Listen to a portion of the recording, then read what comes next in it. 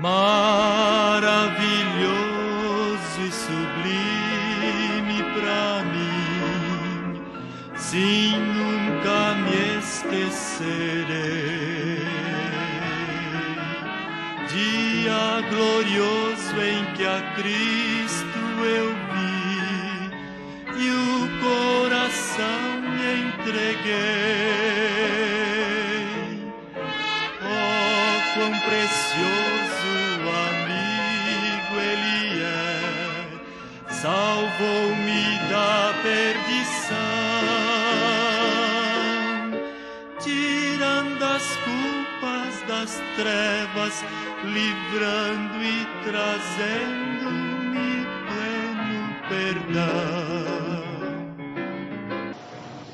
Boa noite, irmãos. Nós estamos trabalhando aqui com o tema da graça de Deus. Sola gratia, somente a graça. E nós estamos na quinta mensagem. Eu dei como título a ela: a liberdade em Cristo pela lei do Espírito de vida.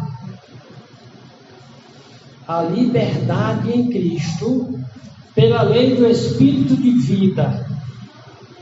A regra de vida do crente. Lembra que eu fiz esse gráfico aqui?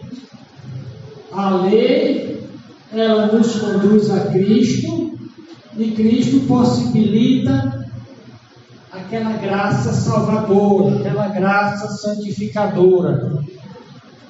Hoje nós vamos ver como é que a lei, que a Bíblia diz que por causa do pecado, o crente, aliás, o homem caído, ele passa a pertencer, desde a queda, a um reino da carne, do egocentrismo, da inclinação para o mal, que o leva à escravidão e finalmente à morte. Então, sob a lei aqui é sob a condenação da lei. O homem é apenas um carnal, um egocentrizado, alguém que no final das contas só pensa em si próprio e é escravo do mal, dos vícios, das paixões ruins que o conduzem à morte, e não só morte física, mas morte eterna. Porém, quando ele conhece Jesus Cristo, ele muda de lei. Não é lei religiosa, como o pessoal diz: fulano era católico, agora ele mudou de lei, está na lei dos crentes. Na verdade, para Deus não existe essa lei dos católicos e nem dos crentes. Existe a lei que condena o pecador perdido, e a graça de Deus, que quando a pessoa recebe o Espírito Santo, ele é tirado daquele reino da carne, da escravidão e da morte, e é conduzido ao reino do Espírito, que traz para ele liberdade, paz e vida. Veja, sob a lei, no reino da carne, da escravidão, da perturbação e da morte, ele vive para nada e para sua própria perdição. Porém, quando ele se converte a Jesus Cristo, ele passa a pertencer ao reino do Espírito Santo, ao reino da verdadeira liberdade, da vida e da paz. Antes de lermos o nosso texto-chave, nós vamos ver aqui esse contraste que a Bíblia mostra entre lei e graça. Ou você está debaixo da lei, ou você está debaixo da graça. Sob ou debaixo da lei significa que você é um perdido. Você está escravizado uma força maligna que a Bíblia chama carne, do grego sarkis. Quem está sob a lei ou sob a condenação da lei não tem sossego. Porém, depois que ele se converte a Cristo, sob a graça ou debaixo da graça, ele pertence a esse reino da liberdade, esse reino da paz, esse reino da vida. E nós vamos então mostrar aqui essas antíteses entre lei. O que é uma antítese? Você tem um sim e o não é antítese. Você tem a afirmação, são dois contrários. Então, lei e graça, antes da pessoa se converter, são dois contrários. São antitéticos, não tem como você conciliar a lei e a graça. Nós vamos ver isso aqui, que parece que tem um conflito entre a lei de Moisés e a lei de Cristo. A Bíblia tanto fala na lei de Moisés, Paulo usa a expressão lei de Moisés, Paulo também usa a expressão lei de Cristo. Qual a diferença entre a lei de Moisés e a lei de Cristo? Um paradoxo, algo que parece que é uma contradição, porém não é, apenas aparente. Nós vamos ver que a graça de Deus reina na vida inteira do ser humano. Mesmo quando Deus deu a lei, Ele deu por graça. Então não há contradição. Para que nós percebamos a relação entre a lei e a graça, nós vamos ver a visão de Moisés sobre a lei. O que era a lei moral, a lei dos 10 mandamentos, do Velho Testamento, dos mandamentos de Deus, na visão de Moisés. Qual era a visão de Jesus Cristo sobre essa mesma lei? Veja bem, lei é algo que é obrigatório. Uma lei não é uma opção, uma alternativa. Então, a lei de Deus, Deus não dá ela como uma opção ou como uma alternativa. Deus diz, faça assim. E ou você faz daquele jeito de Deus, ou você sofre inescapavelmente as consequências. Então, Paulo fala da lei de Moisés. O que Moisés pensava sobre a lei? Jesus Cristo fala sobre a lei. Qual era a visão, o conceito de Jesus Cristo sobre a lei? Qual a importância da lei para Jesus Cristo? E o apóstolo Paulo foi quem mais trabalhou esses conceitos de lei e graça. Nós vamos ver que aparentemente há uma contradição entre o que Moisés diz, o que Cristo diz, o que Paulo diz. O próprio Paulo, dependendo da epístola dele, parece que ele está dizendo uma coisa em uma epístola e outra está dizendo outra coisa, mas você vai ver que não há contradição alguma. Uma coisa é fato, que Jesus é o foco do Evangelho, da salvação, é o único meio de salvação pela graça de Deus, sem as obras da lei. Mesmo que o crente não é salvo por obedecer ou cumprir os requisitos da lei, Jesus Cristo fala de uma justiça que excede a dos escribas e fariseus, que diziam cumprir a lei apenas no seu aspecto externo. Jesus Cristo diz que os seus discípulos não tivessem uma justiça que ultrapassasse aquela apenas justiça farisaica, aquela que era apenas exterior na aparência, aquela que só os que têm o Espírito Santo de Deus são capazes de produzir. Então ele diz que se o discípulo não tivesse uma justiça maior do que os escribas e fariseus, os religiosos, eles não entrariam no reino de Deus. Também pretendemos responder à pergunta: o que acontece com a lei, que antes era só condenação, após o crente receber o Espírito Santo? O que é a liberdade que a Bíblia diz que o crente tem após aceitar Cristo? O apóstolo Paulo diz: não useis da liberdade em Cristo para dar ocasião à carne ou para o pecado. Portanto, no conceito de Paulo, já estou antecipando aqui, liberdade é para fazer o bem. Por isso que a lei de Cristo, a lei do Espírito Santo, ela produz vida e paz. Já a lei da carne, do esforço meramente humano, da religião meramente aparente, ela, em lugar de vida, produz morte. Em lugar de paz, perturbação. Em lugar de salvação, ela produz perdição.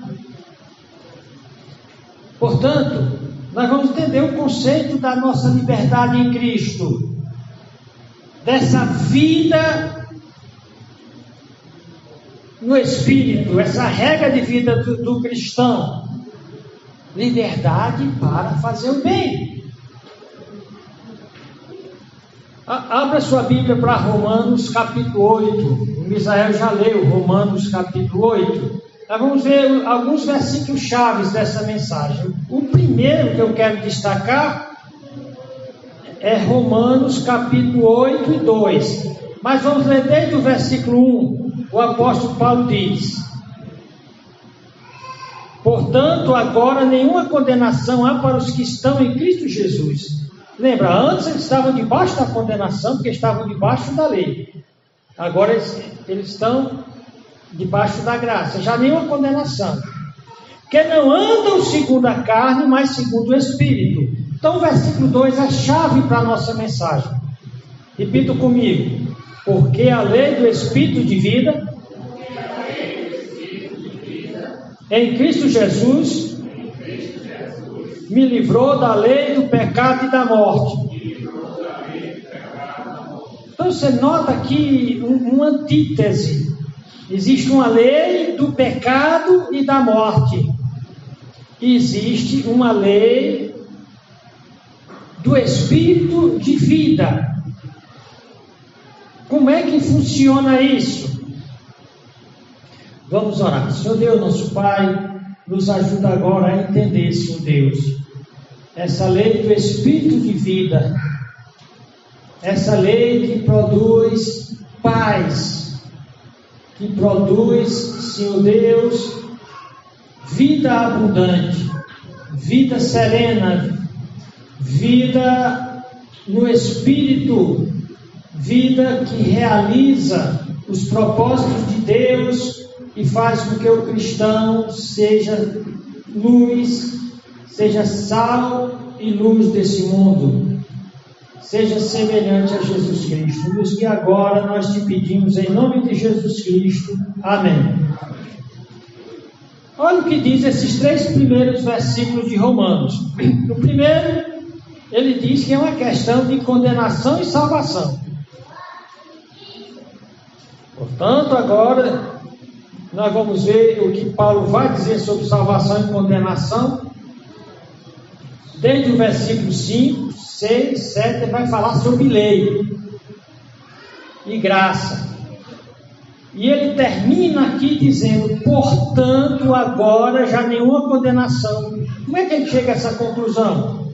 Mas na frente nós vamos ver o conceito, a ideia de lei que condena e lei da vida e da paz, a vida do Espírito.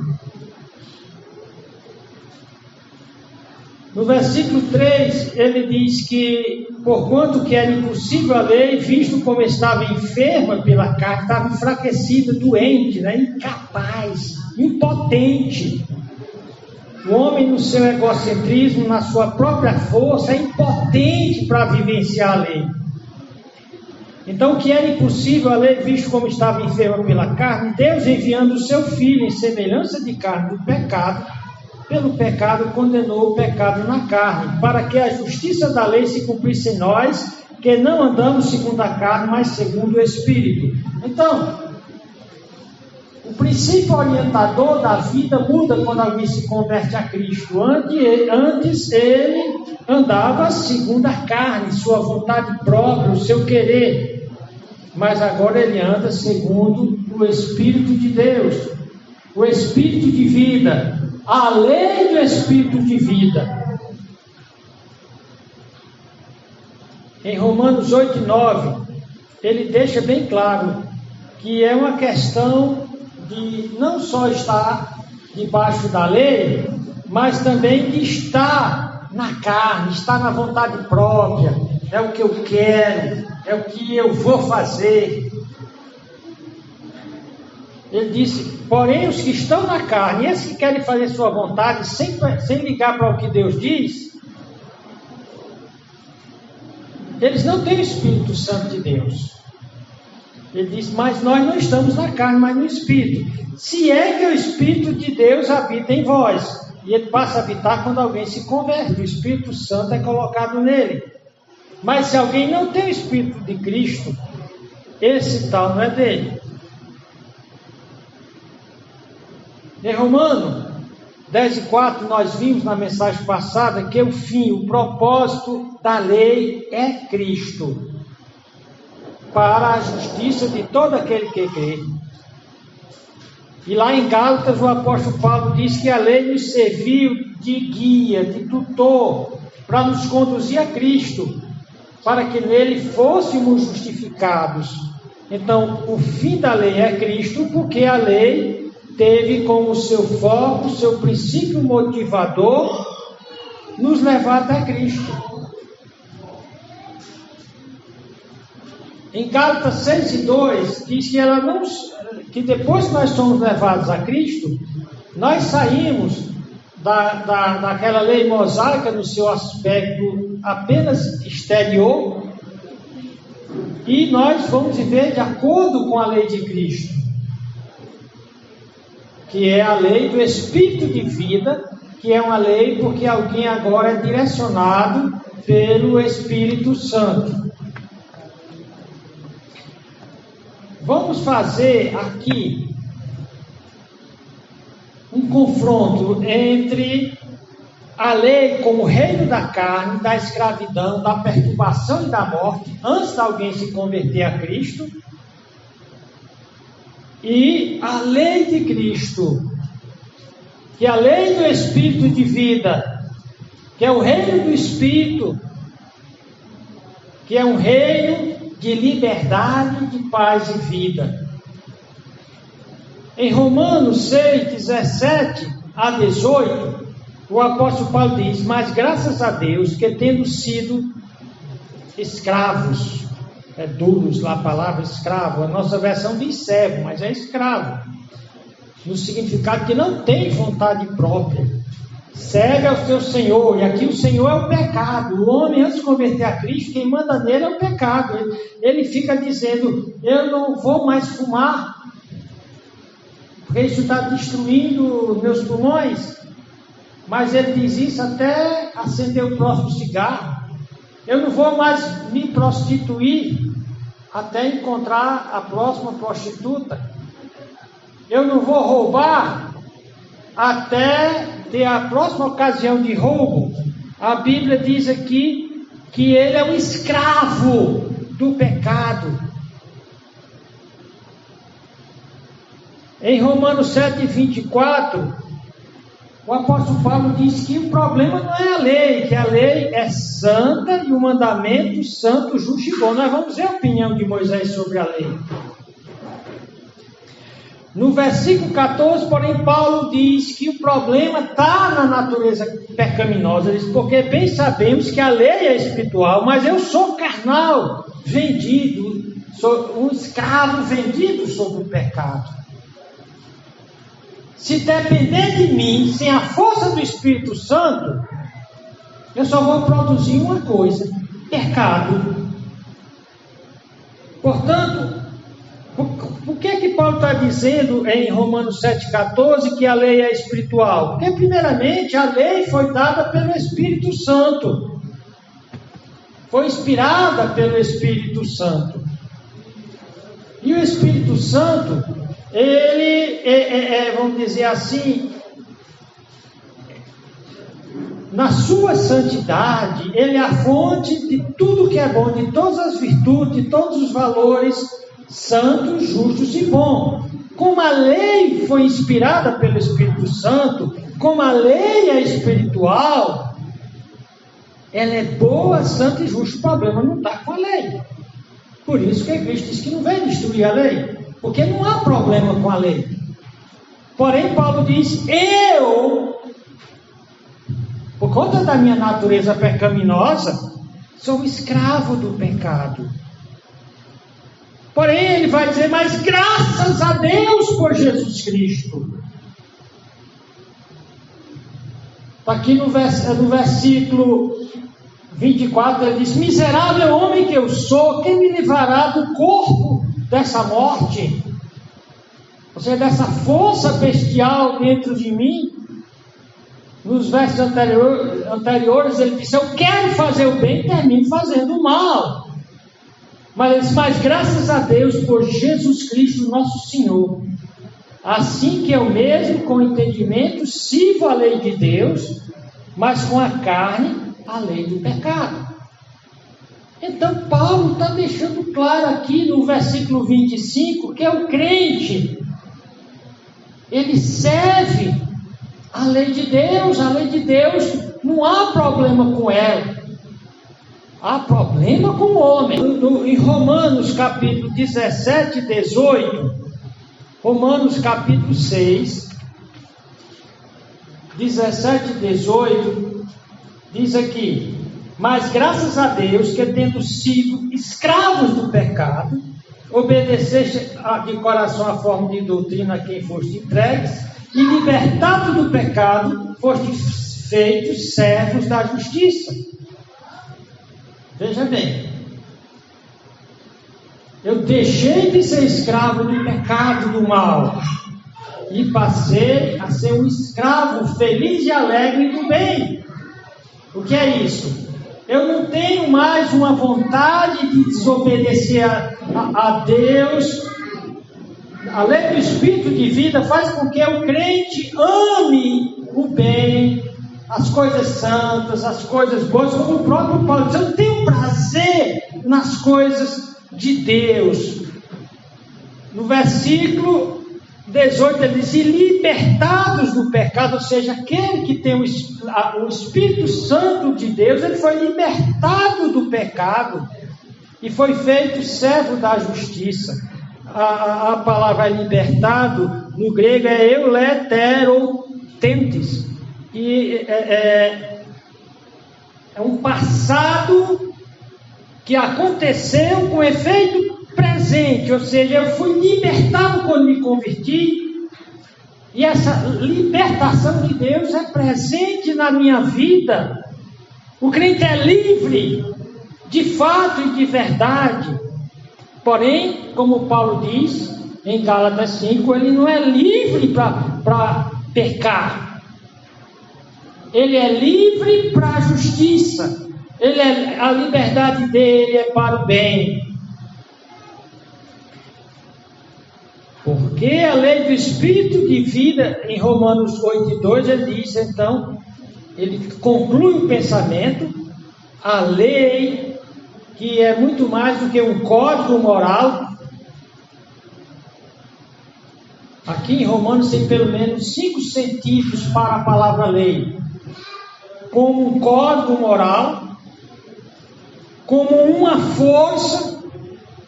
Então, a lei do Espírito de vida, ou seja, a operação do Espírito Santo de Deus para alguém que está em Cristo Jesus, lhe traz liberdade, me livrou do pecado e da morte.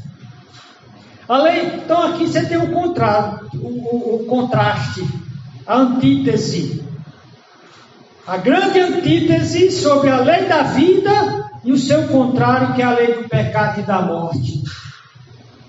A lei do Espírito da vida, ela tem uma causa. A união com Cristo quando o crente creu salvificamente em Cristo, se entregou a Cristo. Quando ele se entregou a Cristo arrependido, a graça divina lhe transmite o Espírito de Cristo, criando nesse crente a lei de Cristo, que é chamada de lei da vida, que faz desejar ser como Cristo e viver como Cristo.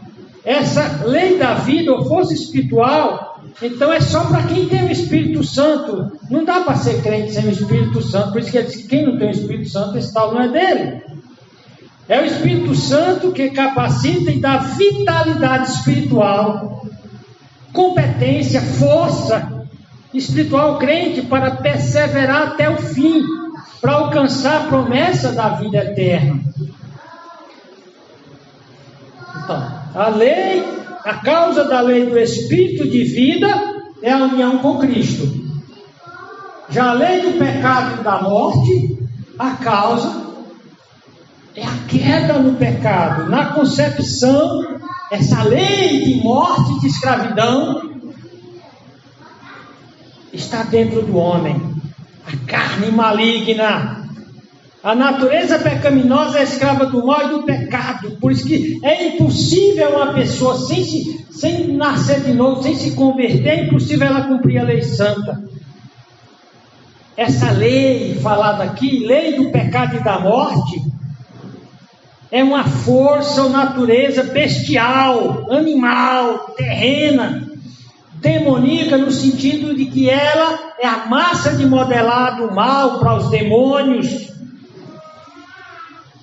Então, essa força ou natureza pecaminosa, que é carnal, que é egocêntrica, que é narcisista, ela é escravizadora, imortal. Por isso, sem o Espírito Santo, o perdido é incapaz para o verdadeiro bem da lei.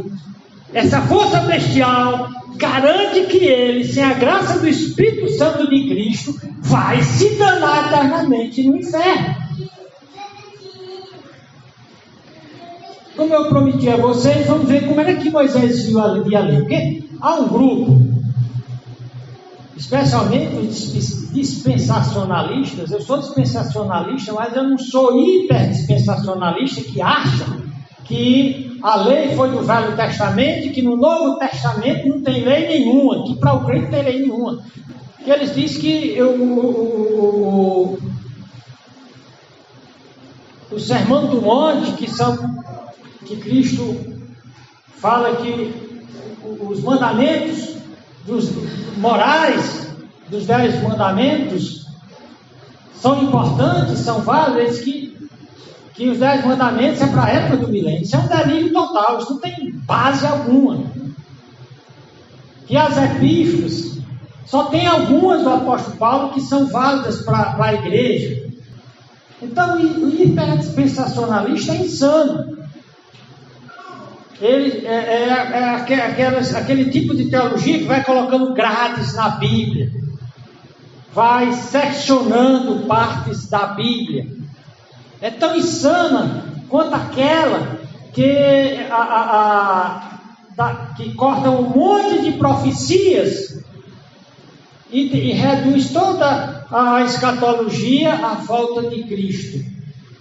Que todo o Apocalipse e um monte de profecias que não se cumpriram ainda, e que a Bíblia diz que Deus iria cumpri-las,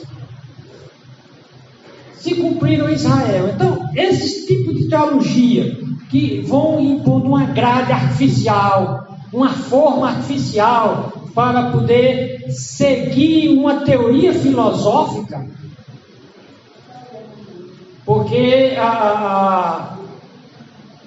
a doutrina, a milenista, não é uma teologia, é uma teoria filosófica. O hiperdispensacionalismo é outra teoria filosófica, não é bíblica. E Moisés, como era que ele via a lei que Deus deu através dele para o povo de Israel? Abra para Deuteronômio capítulo 5 e 6. Porém vós que vos chegaste ao Senhor, vosso Deus, hoje todos estáis vivos. Vede aqui vos tenho ensinado. Então foi que Paulo ensinou através da lei. Estatutos. Um estatuto é uma regra moral estabelecida, para a qual não há alternativa. É para ser daquele jeito. Estatutos, juízos. Ou seja, o julgamento se a lei for violada. Como me mandou o Senhor? A lei não é minha, é de Deus. O pessoal diz lei de Moisés, mas Moisés não tem lei nenhuma, ele está dizendo a lei de Deus. Como me mandou o Senhor, Jeová, o eterno meu Deus, para que assim façais no meio da terra, a qual ides a herdar. Guardai-vos, pois, e fazei, ou seja, pratica esses mandamentos, essas leis, esses estatutos, porque esta será a vossa sabedoria e o vosso entendimento. Conceito de lei para Moisés, sabedoria. O que é sabedoria? É a regra de vida que coloca os conhecimentos na melhor prática possível. Então a sabedoria é a melhor coisa, é o que a própria filosofia, a teologia, as ciências humanas procuram, a sabedoria.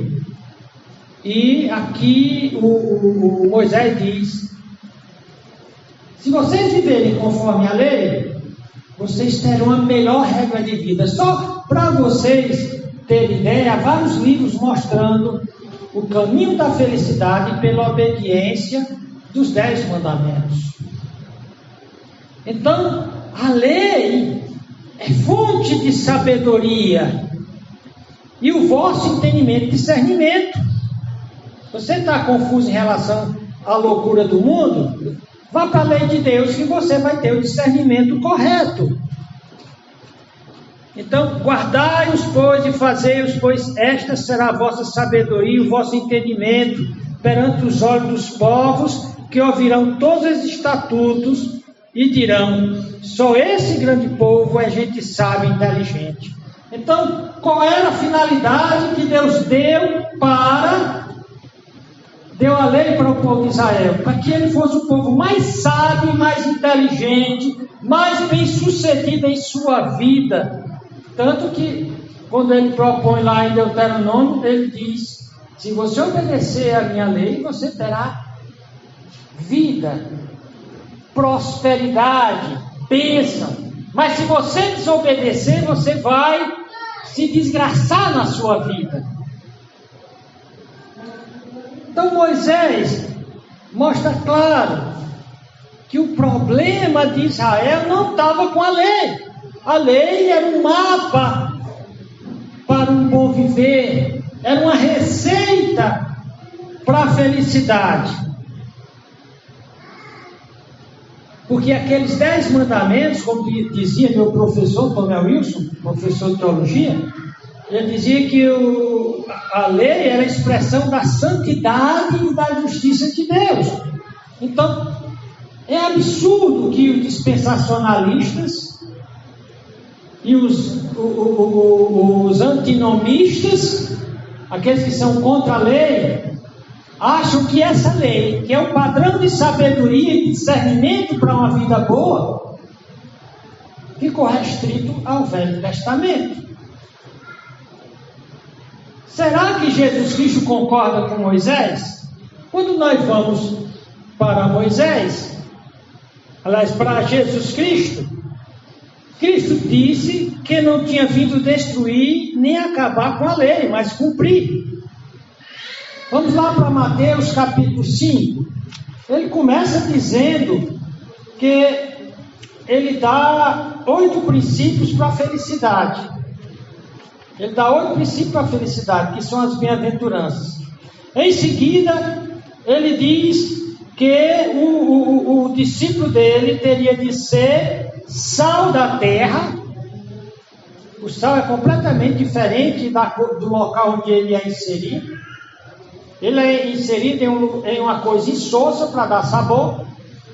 Ele é inserido em uma coisa que não se quer que apodreça, se salga a carne para ela não apodrecer. Então ele está dizendo que o cristão é que faz com que esse mundo não apodreça completamente, por conta da lei de Deus. Nós vamos ver aqui que é a lei de Deus que Cristo vai citar. Se você quer ser sal da terra, você terá de seguir os princípios da lei de Deus. Aí depois ele diz: vós sois a luz do mundo, não se pode esconder uma cidade edificada sobre um monte. Então, o mundo todo está em trevas morais. E o cristão, ele é a luz do mundo. Primeiramente, Cristo disse: eu sou a luz do mundo. Depois que o cristão é a luz do mundo, porque o cristão reflete Cristo. E Cristo disse: eu vim cumprir a lei. Então a vida de Cristo era de acordo com aquela lei, cheia de sabedoria, que Paulo chamou boa, santa. Jesus Cristo diz aqui que para o discípulo ser luz do mundo e ser sal da terra, ele terá de encarar os princípios da lei. Ele começa falando aqui da importância da lei. Começa com a lei. Quer ser sal e luz do mundo, tem de ser através da lei. Veja bem, essa lei não poderia ser de maneira nenhuma obedecida pela própria carne, teria de ser pelo Espírito de vida de Cristo. Então ele diz: não cuideis que vim destruir a lei ou os profetas, não vim abolir ou apagar ou dizer que não serve mais, abolir, mas cumprir a lei. A minha vida é uma expressão da lei, da justiça. Eu sou luz porque, no sentido moral e espiritual, expressão da lei. E então ele diz: porque em verdade vos digo que até o céu e a terra passem, nem um jota ou um tio se omitirá da lei, sem que tudo seja cumprido. Então a lei é eterna. Aí os hiperdispensacionalistas deliram completamente, dizendo que a lei ficou no Velho Testamento. Não, nós vamos ver que é bem claro: o crente não é salvo pela lei.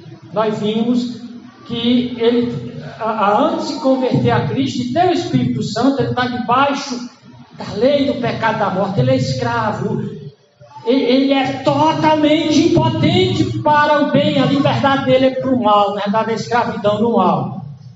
Mas uma vez salvo, aí a lei é colocada sob novo enfoque.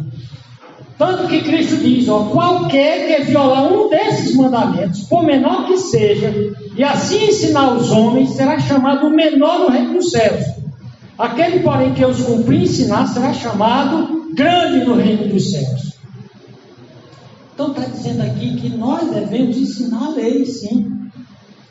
E se nós deixarmos de ensinar e fazer a coisa diabólica dos hiperdispensacionalistas, não! O sermão do monte é para o milênio. Delírio total. Uma filosofia esdrúxula que não vamos dizer assim, suporta um exame sério de teologia. E então ele vai exemplificar do que ele está falando. Ele vai dizer o que é matar. Eles ouviste que foi dito aos antigos: não matarás. Ou seja, o aspecto externo. Achava que matar fisicamente alguém. Mas Cristo disse: eles pegavam apenas o aspecto físico, que é a interpretação errada dos religiosos. Não matarás, mas qualquer que matar será réu de juízo. Então ele vai dizer aqui o que é matar, assassinato. Ele diz: eu porém vos digo que qualquer que sem motivo se encolerizar, ficar irado, zangado, com raiva contra seu irmão, será réu de juízo. Qualquer que disser que a seu irmão raca ou zombar de seu irmão, será réu do sinédrio. E qualquer que lhe disser louco, será réu do fogo do inferno. Ou seja, qualquer que odiar, tiver ressentimento. Então ser sal e luz é viver o princípio do mandamento de não matar, não abrigando ressentimento e ódio no coração. Ele vai dizer o que é adultério. Ele diz: o bicho que foi dito aos antigos: não cometerás adultério. Eu, porém, vos digo que qualquer atentar para cobiçar, para desejar no coração, já adulterou. Então ele está mostrando que o princípio da lei não poderia ter passado. Que a lei é eterna. Adultério não se tornou válido depois que uma pessoa se converteu. Nem homicídio. E sobre divórcio? Também foi dito, qualquer que deixar sua mulher, dê-lhe carta de desquite, de divórcio. Eu, porém, vos digo que qualquer que repudiar sua mulher, a não ser por causa de fornicação, faz que ela cometa adultério. Qualquer que casar com a repudiada, comete adultério. Deus não manda ninguém se divorciar. Lá em Deuteronômio 24, quando Moisés disse, se você quer repudiar sua mulher, dar a carta de divórcio seria provar de que realmente ela adulterou. Não era dando o direito a ele de se divorciar. Embora, se ele quisesse, ele podia fazer, como Cristo diz, por dureza de coração, por não querer perdoar. Então, lá a lei falava sobre divórcio. E eles criaram um bocado de concessões divorcistas. Naquela época de Cristo tinha um rabino chamado Hilel, que dizia que se a mulher queimasse o biscoito, já era razão para o marido se divorciar dela. Então Cristo aqui está mostrando como é que o crente tem de ver a lei, os seus princípios eternos, sobre juramento, sobre a palavra do crente. Ouviste que foi dito aos antigos, não perjurarás, ou não jurarás, mas cumprirás os teus juramentos ao Senhor. Eu, porém, vos digo, que de maneira nenhuma jureis, nem pelo céu. Aí lá ele vai dizer no versículo 37, seja porém o vosso falar sim, sim, não, não. Que o crente tem que ser um homem de palavra. Ou seja, é a regra para o discípulo ser sal e luz do mundo. Sobre a questão de como tratar o inimigo. Ouviste que foi dito. Ele não está dizendo que a lei de Moisés dizia isso, mas era colocado como lei de Moisés. Lá não manda odiar o inimigo. Amarás o teu próximo e odiar o teu inimigo. Eu, porém, vos digo, amai vossos inimigos. Isso é ser sal e luz do mundo. E Cristo vai continuar mostrando que a lei do Espírito de vida de Cristo Jesus faz com que alguém viva o Espírito da lei. Ele ame as pessoas, ele não guarde ressentimento em seus corações, que ele tem uma religiosidade não meramente aparente. Ele vai dizer isso no capítulo 6, como orar, como jejuar, como dar esmolas, como tratar dos bens materiais, sobre julgar o próximo. Então essa era a visão que Jesus Cristo tinha da lei. Cristo disse que a justiça da lei, que os escribas e fariseus hipócritas tentavam praticar, mas não era válida, ela deveria ser ultrapassada pelos discípulos. E nós vimos como. O apóstolo João diz que a lei foi dada por Moisés. E por Cristo recebemos não só a graça, mas também a verdade. Veja bem, a verdade é um paralelo aí com lei. Verdade é a expressão da revelação de Deus, inclusive da lei. Então Moisés deu só a lei, porém Cristo deu a verdade da lei, porém deu a graça para se viver essa verdade. Em João 1, 16 e 17 é dito, e todos nós recebemos também da sua plenitude graça por graça, porque a lei foi dada por Moisés, a graça e a verdade vieram por Jesus. Então você nota claramente que Jesus não via a lei como tendo findado no Velho Testamento. E Paulo também ele tinha um entendimento positivo da lei. enquanto o seu caráter espiritual, assim como Moisés que via a lei como sabedoria e entendimento para a vida, e que Jesus Cristo ilustrou com detalhes como não adulterar, como não matar, como não quebrar a lei de uma forma espiritual.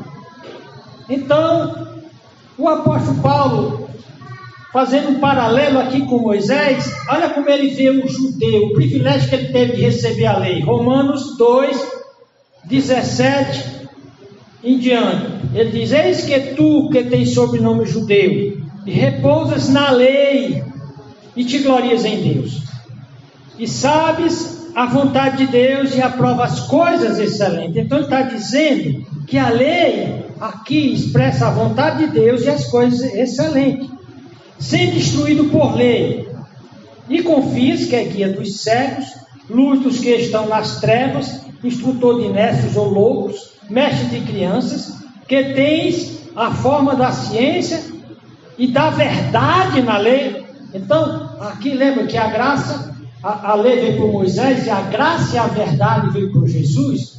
Então, essa verdade aqui, Paulo diz que está na lei. E da verdade na lei, tu, pois, judeu, que ensinas a outro, não te ensinas a ti mesmo, tu que pregas que não se deve furtar, furtas, tu que diz que não deve adulterar, adulteras, tu que abominas os ídolos, cometes sacrilégios, tu que te glorias na lei, desonras a lei de Deus pela transgressão da lei. O que é que Paulo está dizendo? O problema não é a lei. A lei, de acordo com o que ele diz aqui, ela guia para as coisas excelentes, para a sabedoria, para o discernimento, para uma vida que é sal e luz, como Cristo disse. O problema é que os judeus tentavam criar uma própria justiça. Eles queriam se orgulhar de que eles eram capazes de não matar, não adulterar, porém faziam isso apenas na forma externa. Paulo usa a lei de Moisés como um princípio universal de justiça. Ele vai citar Deuteronômio 25:4, quando ele diz: não atarás a boca ao boi quando trilhar. Então Paulo vai usar aqui esse mandamento da lei na forma de princípio. Em 1 Coríntios 9:9 ele diz: porque na lei de Moisés está escrito: não atarás a boca ao boi que trilha o grão. Porventura Deus tem cuidado de bois? O que Moisés está fazendo? Ele está usando a lei de Moisés como princípio de vida moral e espiritual para o cristão, para a igreja de Corinto. É por isso que lá em Romanos 3:27 ele diz: onde está, pois, a jactância do judeu? É excluída. Por qual lei? Das obras? Não, pela lei da fé.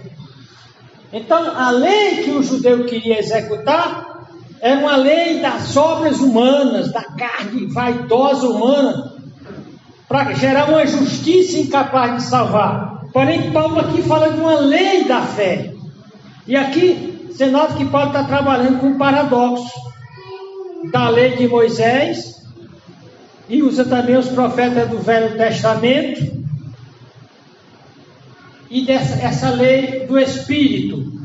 Olha o que Paulo diz em Romanos 3:19 e 21.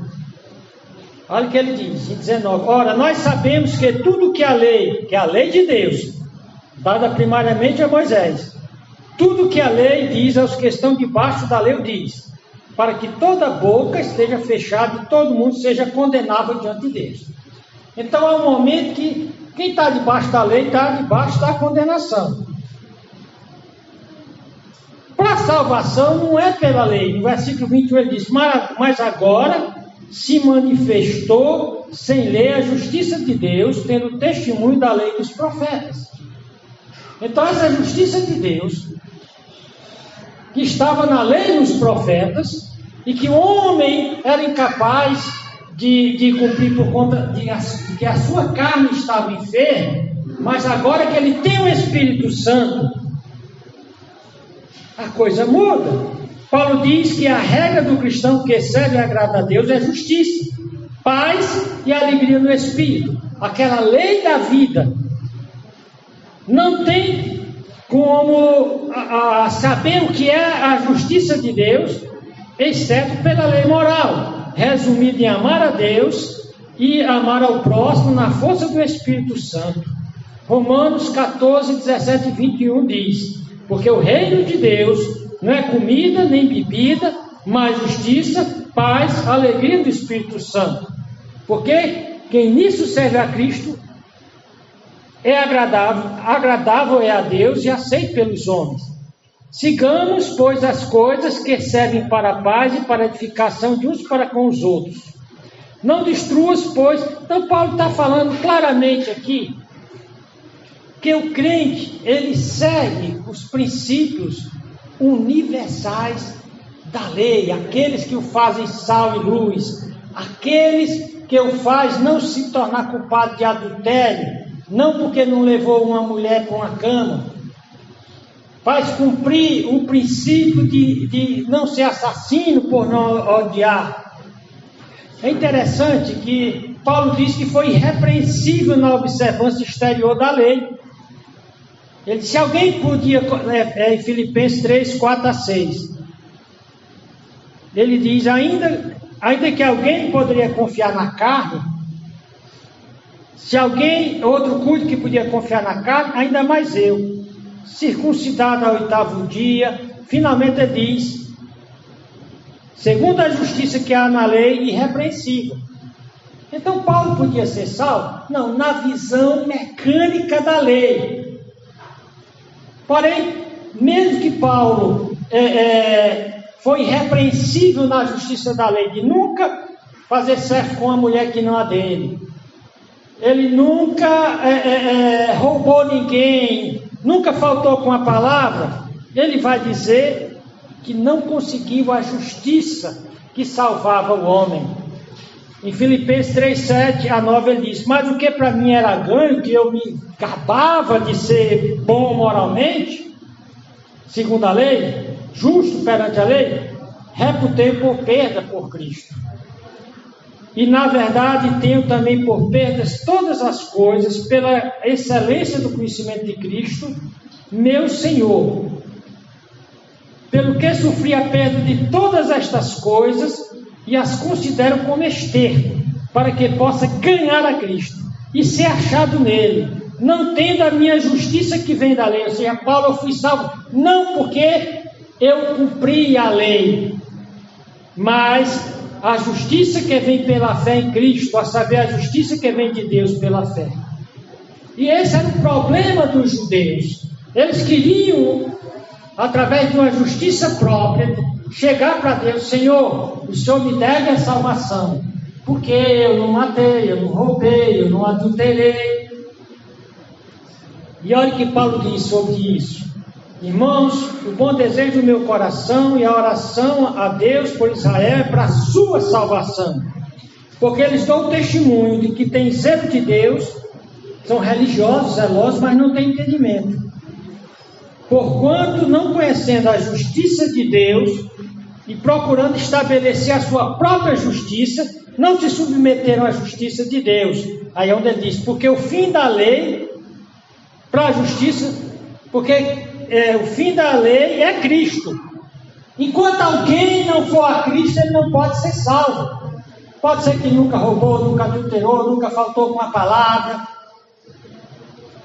procurou evitar ter raiva, procurou ajudar seus inimigos, mas se ele não for para Cristo, se ele não se converter a Cristo, ele não pode ser salvo. Para concluir, o apóstolo Paulo, ele dá um testemunho da vida dele, dizendo que tudo que veio na vida dele foi através da graça. Mesmo quando ele estava procurando ser irrepreensível, obedecer, se esforçando para não matar, para não roubar, para não faltar com a palavra, para não enganar ninguém, para ser um cara bom. Ele dá testemunho que tudo que aconteceu na vida dele, desde a concepção, desde o útero materno, foi obra da graça. Em Gálatas 1:15 ele diz, mas quando aprove a Deus, que desde o ventre da minha mãe me separou e me chamou pela sua graça. Então tudo é graça. O dispensacionalista diz que na época de Moisés era só lei, não tinha graça. Paulo diz, é graça. Tudo, desde a criação, que aconteceu até hoje é graça. Depois da queda, Deus podia ter colocado todo mundo no inferno e não ter dado chance para ninguém. Pelo menos já botaria o primeiro casal e teria botado toda a raça humana representada neles. Mas Paulo diz, tudo que aconteceu na minha vida foi graça. Paulo testemunha que sua vitalidade para servir a Deus, seu desempenho em tudo que fazia, vinha da graça de Deus. Em 1 Coríntios 15:10 ele diz, mas pela graça de Deus eu sou o que sou. E a sua graça para comigo não foi vã, não foi inútil. Antes trabalhei muito mais do que todos eles, todavia não eu, mas a graça de Deus que está em mim. E aqui graça, favor imerecido. Eu nunca mereci nada. Esse privilégio de trabalhar para Deus foi graça divina. A força, o espírito de vida que eu recebi com o Espírito Santo, que foi que me ajudou a ser puro, a ser santo. Então Paulo testemunha que a graça de Deus é a única força capaz de salvar uma pessoa e fazê-la viver na fé e amor cristão. Em 1 Timóteo, Paulo diz, para encerrarmos, conforme o Evangelho da glória de Deus, bem-aventurado que me foi confiado, e dou graça ao que me tem confortado, a Cristo Jesus nosso Senhor, porque me teve por fiel pôr no ministério, a mim, que dantes fui blasfemo e perseguidor da igreja, e opressor, mas alcancei misericórdia, porque o fiz na ignorância, na incredulidade. E a graça de nosso Senhor superabundou com a fé e amor que há em Jesus Cristo. Essa é uma palavra fiel e digna de toda aceitação, que Jesus Cristo veio ao mundo para salvar os pecadores, dos quais eu sou o principal. Por isso alcancei misericórdia, para que em mim, que sou o principal pecador, Jesus mostrasse toda a sua longanimidade e paciência, para exemplos que haviam de crer nele. Então, para encerrar, você que está aqui, pense. Ou você está debaixo da lei, e a Bíblia diz que quem está debaixo da lei é uma lei boa, cheia de sabedoria, de discernimento, que conduz à felicidade. Mas que nem um pecador, depois da queda de Adão, tem condição de cumprir o espírito de vida, o espírito da lei. A lei é eterna, seu princípio é eterno, que é o amor a Deus e o amor ao próximo. E que Cristo ilustrou detalhadamente, dando os mandamentos, dizendo como é que se cumpria o não matar, o não roubar, como era ser sal da terra. Mas para que eu receba o espírito de vida, eu preciso perceber que eu estou perdido, que eu estou condenado, que eu sou um escravo do pecado, eu sou um escravo de uma força maligna que me incapacita de ter liberdade moral para fazer o bem verdadeiro. Por isso que eu preciso, como o apóstolo Paulo diz, eu preciso alcançar a graça que está em Jesus Cristo. Eu preciso arrepender do meu pecado, me entregar a Jesus Cristo e pedir a Ele que coloque em mim o Espírito de vida, o Espírito Santo de Deus, que vai fazer com que, pela graça de Deus, eu seja libertado da escravidão do pecado e eu possa ser livre em Cristo para servir e adorar a Deus. Então, se você está aqui, você entendeu que o homem, antes de verdadeiramente se arrepender do seu pecado e se entregar a Jesus Cristo, ele não tem o Espírito Santo. Se ele não tem o Espírito Santo, ele não tem poder algum para fazer o bem, o verdadeiro bem aos olhos de Deus. ele é escravo do pecado, ele tem como destino certo o inferno. Cristo chama você nessa noite. Diz que a lei veio por Moisés, a graça e a verdade vieram por Jesus Cristo. Você quer receber a graça de Deus hoje? Receba Jesus Cristo como seu Salvador. Alguém que nessa noite gostaria de se entregar para Jesus, fazer a sua decisão de ser um discípulo de Jesus Cristo, seguir Jesus Cristo, entrar no reino da liberdade, vida e paz. Mesmo no meio de todos os problemas, o Espírito Santo dentro de você gera poder para você ser livre, para você ter paz, para você agradar a Deus e receber as bem-aventuranças de Deus. Alguém que gostaria de se entregar a Jesus Cristo nessa noite? Vamos orar. Senhor Deus, nosso Pai, obrigado por esse tempo aqui. Obrigado por tua graça, Senhor Deus. A tua graça que nos deu Jesus Cristo para nos salvar, para nos justificar única e exclusivamente pela fé na sua obra na cruz, que nos salvou para nos dar o Espírito da vida, para nos colocar no reino da liberdade e da vida e da paz. Obrigado, Senhor Deus, porque em Jesus Cristo nós podemos ser sal e luz. Sem Jesus Cristo nós fazemos parte da imundícia desse mundo e das trevas do mal. Salva a alma, Senhor Deus, através dessa mensagem. Em nome de Jesus Cristo oramos. Amém. Vamos à ceia do Senhor agora.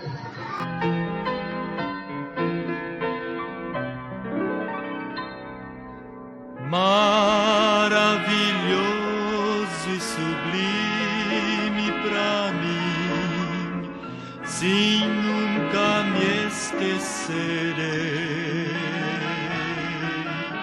Dia glorioso em que a Cristo eu vi e o coração me entreguei.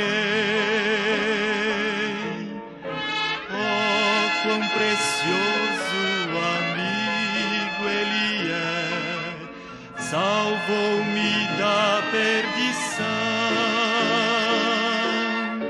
tirando as culpas das trevas, livrando e trazendo-me pleno perdão.